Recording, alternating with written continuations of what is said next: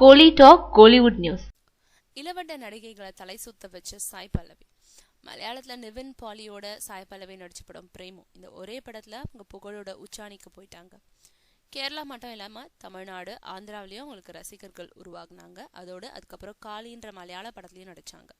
அதையடுத்து தெலுங்குல நயன்தாரா நடிச்ச அனாமிகா படத்தை இயக்குன சேகர் கமுலா இயக்கும் பிதான்ற படத்துல வருண் தேஜ்க்கு ஜோடியா நடிக்கிறவங்க தமிழ்ல விக்ரம்க்கு ஜோடியா வாலுப்பட டைரக்டர் விஜய் சந்தர் இயக்கும் படத்துல கமிட் ஆகியிருக்காங்க.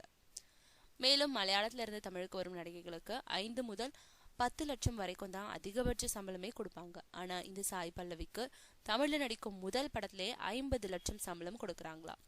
தெலுங்குலயும் இதே சம்பளம் தானா. தமிழ், தெலுங்குல பல படங்கள்ல நடிச்சும் இன்னும் 20 லட்சத்தையே தாண்டாத இளவட்ட நடிகைகள் சாய் பல்லவிக்கு முதல் படத்திலேயே இவ்ளோ சம்பளம் கொடுக்கறத கேள்விப்பட்டு தலை சுத்தி போய் நிக்கிறாங்க.